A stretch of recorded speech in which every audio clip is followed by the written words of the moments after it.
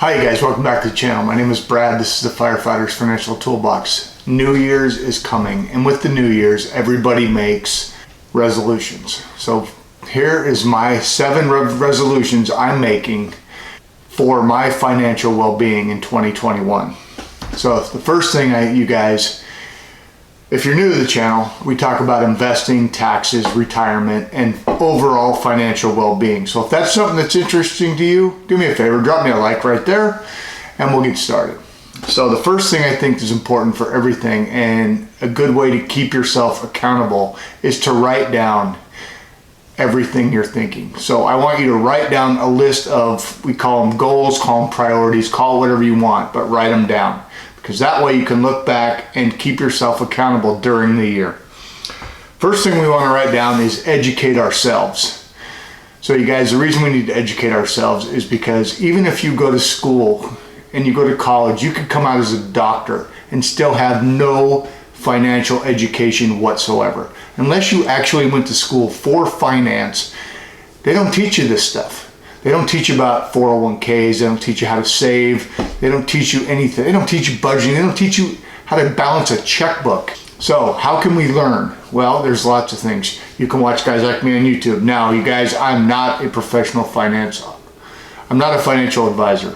I'm a guy on YouTube who's learned from some mistakes and gotten better with them, who tries to impart my past experiences to educate you. I'm not a financial expert. I don't play one on YouTube, but there are other ways. There's online courses. There's books. You guys, 3 books that changed my life. The Little Book of Common Sense Investing from John Bogle, the man who started index funds. Millionaire Next Door from Thomas Stanley talks about how most millionaires out there aren't what you see on TV. Next one, Rich Dad, Poor Dad from Robert Kiyosaki. That's a book that really will change my whole thinking about how to save and build wealth. You guys, there's some links down below if you want to check them out on Amazon. You certainly don't have to, but if you want to, go for it. The next thing I want you to do is I want you to write down, prioritize my investments. So how do we prioritize those? It's easy, you guys. We start with, if you have an employer match, you guys invest at least to the match. So if your employer, let's say, will match 3%, invest at least 3% to get that free money, okay? Now, yes, it's going to be pre-tax, it's going to be taxable, but it's free money. You put in $1, they give you $1. You doubled it. There's no better investment. Next, max out your Roth IRA.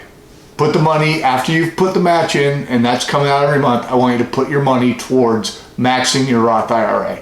Now, the other one I put that same level is if you have an HSA, a health savings account, you guys, contribute to that and try to max that out as well. Because the nice thing about that is it comes out pre-tax, it grows tax-free, and as long as you spend it on a medical expense, which, let's face it, we're all going to have medical expenses at some point, it's tax-free then too.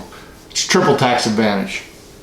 All right, once you've done those 2, if you have it, now I realize not everybody can do all these, but if you have more money, work towards maxing out your 401k or your 403b, your 457, your TSP, whatever your workplace plan is. Here's why, you guys. You get the most bang by having some tax benefits on those plans, right? The Roth and the HSA are tax-free. A normal 401k is tax deferred, but if you're in a lower tax bracket retirement, then it will be a lower tax rate than what you are now. Now, you might also have the option of a Roth 401k. If you have that and you're young, that's probably the better answer, because we know taxes are probably going to go up in the future. Now, if you've got that all maxed out, then you can consider doing some taxable investing. Because remember, in a taxable brokerage account, you're going to be paying taxes on the money each year. So, take advantage of those things. All right, the next thing I want to say is increase my savings. Okay, so what does that mean? First of all, if you don't have an emergency fund, you guys, I want you to funnel some of that money that you're saving into an emergency fund, because you need to have it. If this year has taught us nothing, bad things happen. This year was a perfect example of bad things happening, and a lot of people lost their jobs. If you don't have some kind of emergency fund and you lose your job, it could be devastating to you and your family's future. All right? Here's what I mean though. Let's say that right now you're a young person, you're saving 7% of your income, which is a start. Not enough, but it's a start. I realize not everybody can. When you're starting out, you're not making a lot of money. It's a lot harder to save. You guys, if you're saving 5%, I want you to try to make it 6%. So how do you do that? So let's say you're at work and you get a little raise, right? Let's say you get $100 a month raise, for example.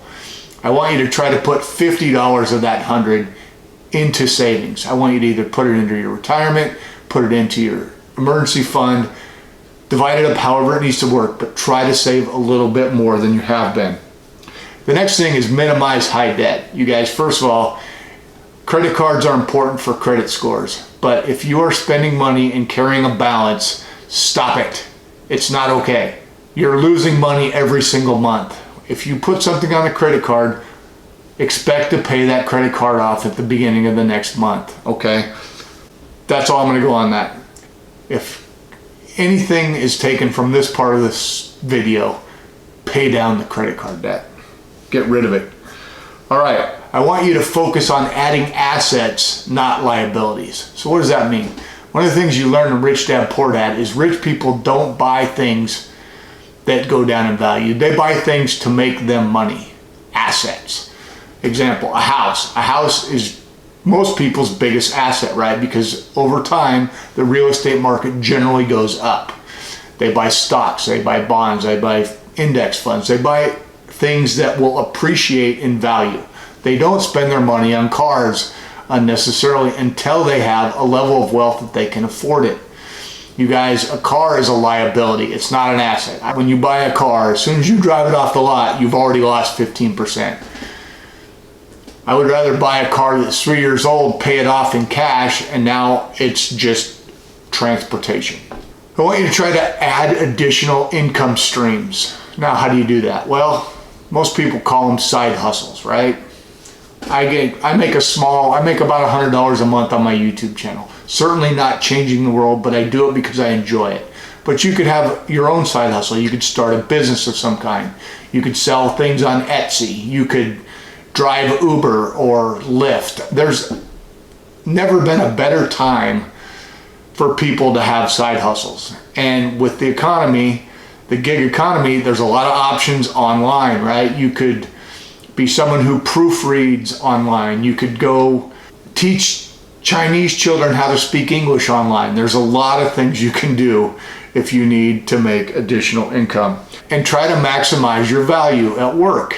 Show your boss that you're worth more, and hopefully you can increase income at your primary job as well. All right, the last thing I want to say is minimize taxes. You guys, we talked earlier about how using your retirement plans can lower your taxes, but there's other options. For example, if you have ongoing medical expenses, you can use an FSA. That's a flexible spending account. Now, with the FSA, it comes out pre-tax and it needs to be used within the year. But if you know, for example, that maybe you're going to have some dental work done, for example, and you know it's going to cost $1,000, maybe you take that $1,000, put it in your FSA, and at least then you save a little bit on taxes because you know you're going to have to pay for that anyway. Other ways, starting a business. When you have a business, you have a lot of options for tax deductions that you don't have as an employee. Employees actually have the worst tax burden of everybody. Your boss pays half the tax that you do, and he makes 3 or 4 times more because he uses the tax code to his advantage. Now, I'm not going to pretend I know the tax code well, but over the years using tax software, I use H&R Block, but if you use TurboTax, both can do it, right? When you do your taxes, there are ways to maximize deductions and minimize your overall tax burden. You guys, this is 7 things that I'm going to try to improve on for myself in the coming year in 2021. As I said, I think it's really important that you start by writing these things down, because if you don't, you're going to forget them. You're not going to be accountable. You may start off in month 1, just like when you start in any New Year's resolution, right? I'm going to get in shape. And for the first month, you go to the gym every day, and then after about 3 months, you stop going completely. I want this to work out for you. I want you guys to be financially free, and this is a step in the right direction. All right, you guys, I hope you got something out of this. If you did, do me a favor, drop me that like. If you're not already subscribed, you know the deal. Hit the red button, ring the bell. You get notified every time I make a video. All right, we'll see you. Thanks.